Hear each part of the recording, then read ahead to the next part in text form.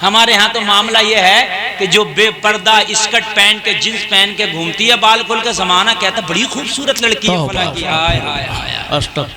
बड़ी खूबसूरत लड़की है। निजामे मैं कदा कुछ इस तरह बिगड़ा है ये साकी, उन्हीं को जाम मिलता है जिन्हें पीना नहीं आता। आज उन्हें खूबसूरत बताया जा रहा है जो जींस पहन के घूम रही हैं और जो 5 वक्ता नमाजें पढ़ रही हैं, जिनके दुपट्टे अपने सरों से नहीं उतरते। उन बेटियों को मालूम है क्या कहती हैं मजाक में, महल्ले की लड़कियां कहती हैं बहुत बड़ी मुल्लानी बन के दिखा रही है। हाय हाय ओ लोगों, असल सबक यही है कि बेटियों को पर्दा दे दो। तुम्हारी बेटियां जब से बेपर्दा हुई हैं तुम भी बेइज्जत हो, तुम्हारी बेटियां भी बेइज्जत हैं। अच्छा एक बात बताऊं मैं आपको, थोड़ा कान खोल के सुनना। आप सोचते हो कि नहीं जब पैसा आता तो मिजाज थोड़ा आजाद हो ही जाता। अच्छा ज्यादातर इल्ला माशाल्लाह कम लोग ऐसे हैं कि पैसा आया घरों में इस्लामी माहौल है, चंद सिक्के के आए, चंद सिक्के के आए, मिजाज मगरिबी हो गया, घर में अमेरिका बना दिया। हकीकत बताओ घर में लंदन बन गया। हाय हाय हाय। लोगों अमीर वो नहीं जो जींस पहन के बाजारों में घूम रही हैं, ना ना ना। अमीर वो नहीं जो बाल खोल के दोस्तियां फ्रेंडशिपें कर रही हैं, नहीं नहीं नहीं। अमीर वो नहीं कि जो अपने जिस्म की नुमाइश कर रही हैं। अमीर वो हैं जो फातिमा का पर्दा लेके घूम रही है, अपने घरों में बैठी हैं, फातिमा को फॉलो कर रही हैं। अमीर वो शहजादी। सुभान अल्लाह। अमीर वो बर्फी नहीं जो हलवाई की दुकान पे खुली हुई काउंटर में रखी है। अमीर वो पार्ले जी का 5 रुपए का बिस्किट है जो लिफाफे में पैक रखा है। वाह, आप कहोगे कैसे मौलाना 500 रुपए किलो की काजू की बर्फी लाओ आप, ये तो बड़ी महंगी है, ये गरीब बिस्किट का जिक्र कहां से कर दिया? तो सुन, ये है 500 रुपए किलो की बर्फी, मैं मानता हूं, मगर काउंटर का हलवाई के खुली रखी है, मक्खी आई वो टेस्ट ले रही है फ्री में है ना, मक्खी भी उसी पे। पार्ले जी तक पहुंचेगी मक्खी ना, गर्दो गुबार उठा वो 500 रुपए वाली बर्फी पर। कलुआ आया जलेबी खरीदने और खा रहा है, बर्फी खुली रखी है ना। अब ये 1 किलो जलेबी दी, तब तक उसने जलेबी को तोला ताला और उसने उठा के एक छोटा सा बर्फी खा लिया। होता क्या नहीं होता? मलुआ आया, भूरा आया, जो भी आया, खरीदना है बालूशाही, खरीदना इमरती और खा रहा है बर्फी। भाई मैं गलत नहीं कह रहा हूं ना, इमरती अंदर काउंटर में रखी है, भाई जरा 1 किलो इमरती दो, वो बर्फी। हाँ भाई कैसी है जरा देखा। अरे भाई तुझे खरीदना है वो इमरती, खा रहा बर्फी। कहने लगा मौलाना क्या करें, वो तो अंदर है, हाथ तो पहुंच ही नहीं सकता, इस तक तो रसाई है, तो चक्के ना देख लो है ना। कभी दुकानदार की दुकान पे जाके कहना यार ये पार्ले जी का 5 रुपए का बिस्किट खरीदना है, थोड़ा सा जरा चक्के दिखा दो, टेस्ट करके दिखा दो। कहेगा तेरा दिमाग खराब है, इस बिस्किट को वही टेस्ट करता है, वही चखता है जो इसकी कीमत अदा करता है, वरना इसे नहीं चख सकता। एक 5 रुपए के बिस्किट ने पर्दा क्या लिया, लिफाफा क्या लिया, इज्जत इतनी हो गई। अमीर से अमीर जब तक कीमत अदा नहीं करे उसे टेस्ट तक नहीं कर सकता। यही मिसाल है, जो बेटियां पर्दे में रहती हैं वही उनके मालिक बनते हैं जो उनका महर अदा करते हैं।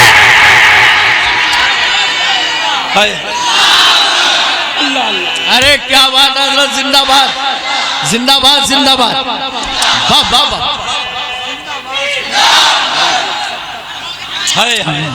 ये 5 रुपए का बिस्किट है, ये 5 रुपए का बिस्किट है, बड़ा गरीब है। ये 500 रुपए की बर्फी है, बड़ी अमीर है। न कलुआ से बच सकी, न मलुआ से न बच सकी, न चिंटू से बच सकी, न ओम प्रकाश से बच सकी, किसी से न बच सकी। उसकी वजह यह है इस पे कोई पर्दा ना था, इस पे कोई हिजाब ना था। आज 5 रुपए का बिस्किट है, अमीर से अमीर भी उसे नहीं टेस्ट कर सकता, इसलिए तो लिफाफा लगा लिया है। लोगों, जो बेटियां पर्दे में हैं वो अपने शोहरों की अमानत है। नारे तकबीर, नारे रिसालत, सुभान अल्लाह सुभान अल्लाह, शोहरों की अमानत, सुभान अल्लाह। सुभान अल्लाह। अरे जिंदाबाद जिंदाबाद। हो गया जलसा, हो गया हजरत, जलसा हो गया। वो लोगों जरा गौर करना, जींस पहन लेना कमाल नहीं है, बेपर्दा होना कमाल नहीं है। गुलफाम की नजर में, गुलफाम की नजर में उन बेपर्दा बेटियों की औकात उस बल्बी से ज्यादा नहीं है। जरा कान खोल के सुन ले, चंद पैसे आ जाना अमीरी नहीं है। सबसे ज्यादा कीमती चीज बेटी के पास उसकी इज्जत होती है। जो बेटी अपने शोहर के घर इज्जत का जहेज ले गई, उससे बड़ा जहेज ही कोई ना लाई। क्या बात है ना, उससे बड़ा जहेज ही कोई ना लाई। और मेरे भाई जरा गौर कर ले, मैं एक बार ट्रेन में सफर कर रहा था, एक बहुत बड़ी कोई प्रोफेसर थी, गैर मजहब से ताल्लुक रखने वाली, मेरी बराबर वाली सीट पे बैठी थी। वो ऐसी चंद कहने लगी आप क्या करते हो? मैंने कहा मैं एक स्पीकर हूँ, इस्लामिक स्पीकर। कहने लगी मौलाना जी एक बात समझ में नहीं आई मजहब इस्लाम की। मैंने कहा मैडम कौन सी? तरह गौर से सुनना, जरा गौर से। कहने लगी इस्लाम आपका बहुत बातों में मुझे बहुत अच्छा लगता। पढ़ी लिखी लेडी थी, मैं पढ़ती हूँ इस्लाम के बारे में, मैंने बहुत सी चीज़ें पढ़ी। इस्लाम एक तो पाकी में बहुत आगे है, कहने लगी पाकी में बहुत आगे है, बहुत आगे। हमने कहा हमारा तो आधा ईमान ही पाकी है। है ना? हाँ। आजकल तो मेरे नौजवानों का हाल ये है ना कि बार नौजवान 3-3 दिन नापाकी में गुजार देता। उससे कहते हैं नमाज पढ़ लो, कहता मौलाना कपड़े ही अच्छे नहीं है। मौलाना से इमाम से जवाब देता मौलाना कपड़े अच्छे नहीं है। और मेरे भाई नौजवान जरा बता तो, अगर मौत का फरिश्ता इजराइल तेरे पास आ गया तो उससे कह सकता तू अभी रूह ना निकाल, मेरे कपड़े अच्छे नहीं कह सकता। तुझे मरना होगा नापाकी के हालत में। अगर मौत का फरिश्ता आ गया तुझे जाना होगा नापाकी के हाल में। तो मेरे भाई हर वक्त पाक रहे, जिस हाल में तुझे मौत आए तू पाकी की हालत में जाए। कहने लगे मौलाना सारी चीज़ अच्छी, एक बात समझ में नहीं आती कि इस्लाम ने औरत का हक मारा। मैंने कहा कहाँ पर? जरा गौर करना, जरा गौर करना। मैंने कहा कहाँ पर? कहने लगा मर्द जहाँ चाहे वहाँ जा सकता है, जहाँ चाहे वहाँ, लेकिन तुम्हारी मजहब में औरत तो अगर हज करने भी जाए तो अकेली नहीं जा सकती, बेटे को, भाई को, शौहर को लेके जाए। क्यों औरत को आज़ादी क्यों नहीं? जरा जुमले सुनना। ये बातें आज कोई मैं नई नहीं कर रहा हूँ, आज पूरी मीडिया भरा पड़ा इन बातों से। जी क्यों? मैंने कहा मैडम सवाल बहुत अच्छा है, और मैंने सोचा जवाब कुरान और हदीस से अगर इसे दूं तो ये नहीं समझेगी, इसलिए कुरान और हदीस को समझती तो फिर ये सवाल ही ना करती। अब जवाब इसी की जबान में देना है। तवज्जो, जरा तवज्जो करना, तवज्जो करना। मैंने कहा मैडम एक बात बताइए, आप कहती हैं कि औरत को कैद में क्यों रखा, औरत को इजाजत क्यों नहीं? मैंने कहा एक बात बताइए, जब कोई रोडवेज कोई भी बस जाती है, ट्रक जाता है, माल होता है उसमें, हाजी साहब की साड़ियाँ जाती हैं और कितना सब माल होता है। तो मैंने कहा ट्रक के साथ कितने पुलिस वाले जाते हैं? बोले कोई नहीं, एक ड्राइवर, एक कंडक्टर। अरे ये होता कि नहीं होता? ट्रक जा रहा माल लेकर, है कि नहीं है? अरे बोलो है। और मैंने बैंक की एक छोटी सी गाड़ी होती है, bank of Baroda, state bank of India होती है, उसकी गाड़ी, पैसे ले जाने वाली गाड़ी देखी है, चारों तरफ से जाल लगा हुआ, और फिर ऐसे नहीं एक बंदूक वाला होता नहीं होता, फिर जा रही होती है बैंक, स्टेट बैंक की गाड़ी जा रही है। मैंने कहा मैडम वो इतनी बड़े ट्रक में एक बंदूक नहीं, इतना बड़ा ट्रक, इतना माल, एक ड्राइवर, एक कंडक्टर, एक गाड़ी जा रही है छोटी सी, लेकिन बंदूक वाला साथ में।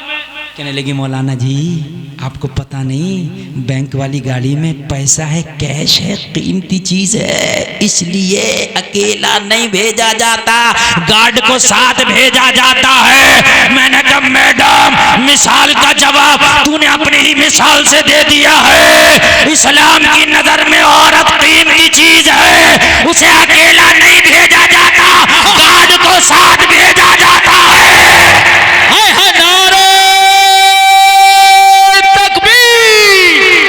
नारे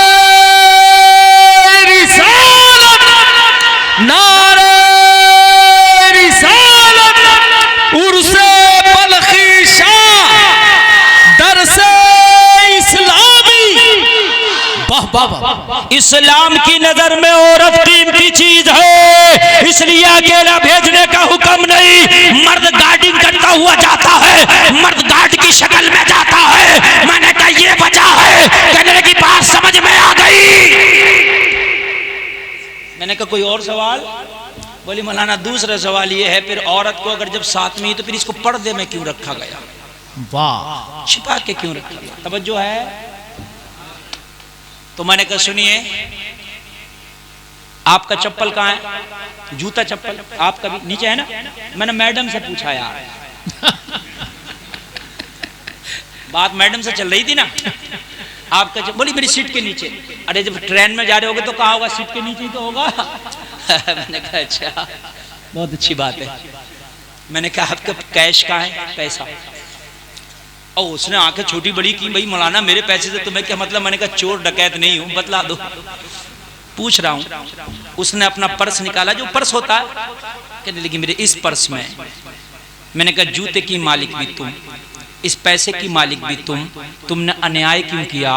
एक को दिखा के सीट के नीचे ही छोड़ दिया और एक को अंदर पर्स में छिपा के रखा। जहां जूता छोड़ा था वहीं पैसा छोड़ देती। अरे बात है कि नहीं है? तो दोनों की मालिक तुम हो ना। आपका सवाल है, दोनों का मालिक अल्लाह, मर्द का भी औरत का भी उसी ने पैदा किया। एक को छिपा के और एक को दिखा के क्यों रखा? दोनों की मालिक तू, एक को दिखा के एक को छिपा के क्यों रखा? गोल्ड कहाँ रखती हो? लॉकअप में, सैफ अलमारी में। मैंने कहा उसे छिपा के क्यों? उसे जूते की तरह क्यों छोड़ दिया? जवाब दिया मौलाना बड़े ओल्ड माइंड नजर आते हो। अरे सोना चांदी कीमती चीज है, इसलिए छिपा के रखा जाता है, किसी चोर की नजर ना पड़ जाए। मैंने कहा तेरी नजर में सोना चांदी कीमती है, तूने उसे छिपा के रखा। इस्लाम की नजर में बेटी कीमती है, इस्लाम ने बेटी को छिपा के रखा है, किसी बलात्कारी की नजर ना पड़ जाए। नारे तकबीर, नारे रिसालत, कनीज़े फातिमा, कनीज़े फातिमा, कनीज़े फातिमा, नारे तकबीर, नारे रिसालत। मैंने कहा दुनिया की नजर में सोना कीमती है, दुनिया की नजर में चांदी कीमती है, दुनिया की नजर में दिरहम दिनार रियाल कीमती है, मेरे इस्लाम की नजर में औरत कीमती है। वाह वाह वाह वाह वाह वाह, भाई जिंदाबाद।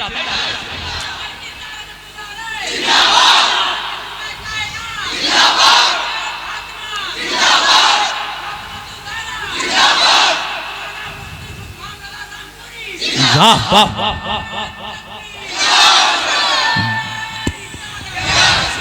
जो खजाना होता है, जो खजाना होता है उसे छिपा के रखा जाता है। औरत की नजर में। ओ मेरी बहनों, कान खोल के सुनो, तुम किसी भी माहौल को अपना लो, मगर जो इज्जत तुम्हें मजहब इस्लाम ने दी है वो इज्जत तुम्हें किसी ने नहीं दी है। तुम बॉलीवुड को फॉलो करती हो ना, बॉलीवुड ने नाचना और नचाना सिखाया है ना, और मजहब इस्लाम ने तुम्हारे कदमों के नीचे जन्नत रखी है। हाय हाय हाय हाय, मुझे बताओ सबसे ज्यादा इज्जत तुम्हें किसने दी है? किसी के घर में बेटी पैदा हो, अगर किसी एक शख्स से अल्लाह राजी हो, किसी कौम से अल्लाह राजी हो तो उस कौम पे अल्लाह बारिश करता है, और किसी एक शख्स से अल्लाह राजी हो तो उसे बेटी देता है। मालूम है? और बेटियां तुम कहीं भी चले जाओ, तुम जिनसे पहनो, स्कर्ट पहनो, तुम बाल खोल कर जमाने में घूमो, मगर रब की कसम खा के कहता हूं उस माहौल ने तुम्हें इज्जत नहीं दी है। तुम्हें अगर इज्जत दी है तो मुस्तफा के कानून ने इज्जत दी है। हाय हाय हाय, अभी दुनिया में बड़े बलात्कार और बड़े जिना बिल जबर के केसेस सामने आए। निर्भया कांड आया, आपने देखा ना, दिल्ली में चलती बस में एक बच्ची के साथ रेप हुआ। बड़े बड़े कानून बने, लेकिन रेप नहीं रुक पाया, नहीं रुका, आज भी हो रहे हैं। एक मीटिंग हुई थी बहुत बड़ी, कहा रेप के लिए कौन सा कानून बनाया जाए कि जिससे रेप रुक जाए। वाह वाह वाह जी, कौन सा कानून बनाया जाए? उसके अंदर मुस्लिम, गैर मुस्लिम, विद्वान, उलमा, प्रोफेसर, डॉक्टर, सियासतदान सब मौजूद थे। साउथ इंडिया में लोगों वो सेमिनार हो रहा था, कौन सा कानून बनाया जाए। अपनी अपनी लोगों ने राय पेश की। किसी ने कहा फांसी का कानून बनाया जाए, किसी ने कहा उम्र कैद का कानून बनाया जाए, किसी ने कहा इतना जुर्माना रखा जाए, अलग अलग कानून। मगर का ये कानून होने के बावजूद भी बलात्कार बंद नहीं होगा। तो एक तमिलनाडु का पंडित खड़ा हुआ था, उसने कहा था कानून नया बनाने की जरूरत नहीं है, जो कानून बन चुका है उस पर अमल करने की जरूरत है। कहा पंडित कौन सा कानून है जिस पे अमल करके बलात्कार बंद हो जाएगा? तो तमिलनाडु का पंडित बोला था ये कानून मदीने में बैठ के 1400 साल पहले आमिना के लाल ने बनाया था। उस कानून का नाम है पर्दा। पर्दे को फॉलो कर लो, बलात्कार बंद हो जाएगा। नारे तकबीर, नारे रिसालत, कानूने मुस्तफा, कानूने मुस्तफा, नारे तकबीर, नारे रिसालत। ये पर्दा ऐसा, और आज भी मैं गारंटी दे रहा हूं जितने भी बलात्कार हो रहे हैं, गुलफाम का ये जुमला सुन लेना, कहीं ना कहीं बेपर्दगी का उसमें अमल दखल है, बेशक। मेरी गारंटी है। जो बच्ची कितनी भी कमजोर हो, अगर अपने घर में पर्दे में बैठी है, साथ में अपना गार्ड लेके जा रही है, भाई को, बाप को, शोहर को, रब की इज्जत की कसम खा के कहता हूं वो बलात्कार में कभी नहीं गिरफ्तार होगी, बच जाएगी। कहीं ना कहीं देखो बेपर्दगी शामिल है मेरे भाइयों। जहां पर फोर्स बलात्कार को ना रोक पाई, मेरे नबी का कानून पर्दा बचा गया बच्ची को। पर्दे को हाथ में लो, अपने घरों के अंदर बच्चियों को पर्दा दे दो। लोगों ये सबसे कीमती हथियार है तुम्हारी बच्चियों के लिए।